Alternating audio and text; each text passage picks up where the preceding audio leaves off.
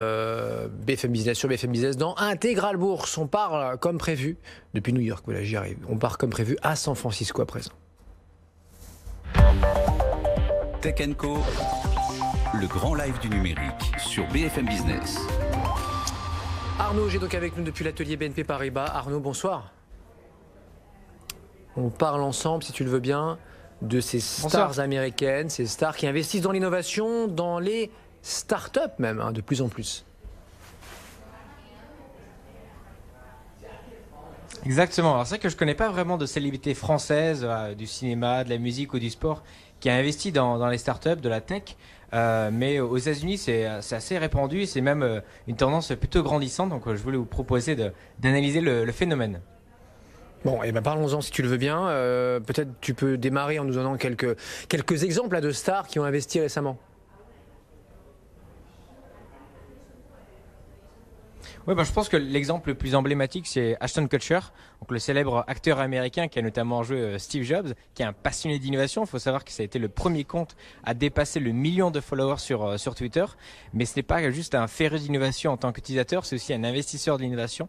Il a investi dans plus de 60 startups tech, dont Skype, Uber, Airbnb. Il a créé ses propres fonds d'investissement.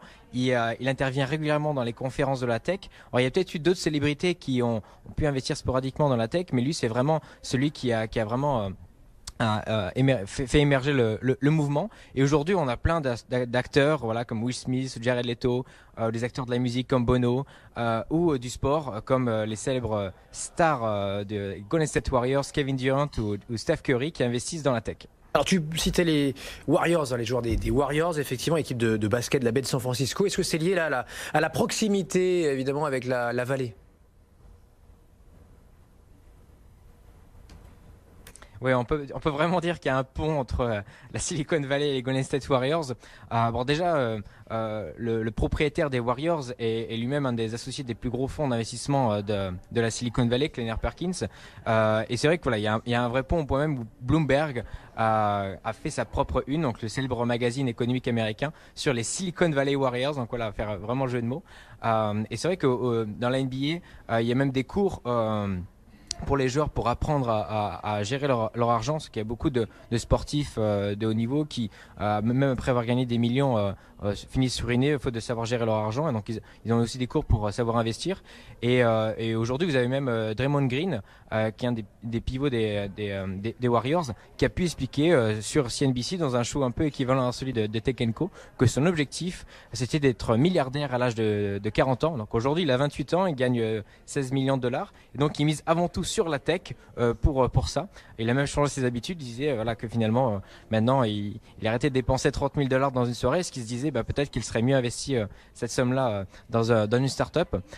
Et c'est vrai que là, il y a un vrai pont entre les joueurs qui jouent à l'Oracle Arena et les VC de la Silicon Valley, notamment Andreessen Horowitz, dernier exemple, qui est un des plus gros fonds aussi ici, qui a notamment invité Kevin Durant, celui qui a été élu meilleur joueur de NBA les dernières avec les Warriors, à faire partie d'un fonds avec d'autres célébrités afro-américaines, dont tous les retours sur investissement serviront à faciliter l'intégration dans la tech des populations afro-américaines. Évidemment, ils ont un profil différent de ces capitaux risqueurs que tu citais, les fameux VC. Quel impact ça a là, d'avoir des stars à son capital? Oui, c'est vrai que c'est très intéressant parce qu'il y avait une étude récente qui montrait que 58% des VC étaient tous des hommes blancs d'un certain âge et issus d'une milieu favorisée. Donc évidemment, quand tout à coup on a des joueurs des Warriors qui sont des jeunes de couleur, parfois de milieux défavorisés, ça va mettre de la diversité au niveau des investisseurs. Et peut-être que justement là, ils vont avoir pas forcément les mêmes biais de jugement, qui vont être plus sensibles à certains projets. Et notamment, voilà, la startup EdTech autour de l'éducation Alberton School, qui est fondée par des Français à San Francisco et qui a pour mission d'aider en effet les personnes, quel que soit leur milieu social d'origine, quelles que soient leurs conditions financières, à devenir développeurs informatiques, qui a pu accueillir parmi ses investisseurs Priyanka Chopra, la célèbre actrice indienne, le chanteur afro-américain Nio, ou encore juste la semaine dernière le footballeur américain Kevin Belchum, qui expliquait donc avec notamment Sylvain Kalash que finalement d'avoir ces rôles modèles-là comme investisseurs, c'était aussi un signe lancé pour les jeunes qui pouvaient les suivre, que la tech était aussi bienvenue pour eux, qui pouvaient aussi en faire partie. Donc voilà, on voit qu'au-delà de leur argent, de leur notoriété, ces célébrités peuvent aussi être des rôles modèles pour apporter plus de diversité dans la tech.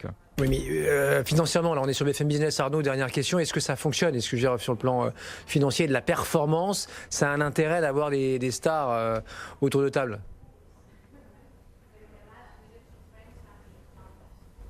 Déjà, en effet, les startups, elles augmentent leurs chances de succès avec ces célébrités. Un exemple, c'est la startup Hugging Face, qui est une app qui vise les adolescents. Ils peuvent aussi s'appuyer sur la célébrité de leur investisseur qui est Kevin Durant, encore lui, pour les toucher. Mais il y a même déjà des success stories. Encore une fois, Ashton Kutcher, l'année prochaine, il va faire 2 belles exits. Il en a déjà fait quelques-unes, mais l'année prochaine, Uber et Airbnb vont sans doute rentrer en bourse. Donc, il fera sans doute mieux que n'importe quel VC de la place de Paris, par exemple. On peut parler aussi de Dr. Dre, qui en vendant sa marque de casque audio pour 3 milliards de dollars à Apple, a-t-elle gagné plus avec cet investissement tech dans toute son activité de production médicale. Et puis dernier exemple, Forbes avait même fait un article pour dire que peut-être que le footballeur le plus riche sur Terre n'était pas Cristiano Ronaldo ou Lionel Messi, mais Mathieu Flamini, que peut-être le grand public connaît moins, qui est un joueur formé à l'OM, qui a investi dans une start-up biotech. Non. Alors, les médias sont un peu emportés parce qu'ils avaient confondu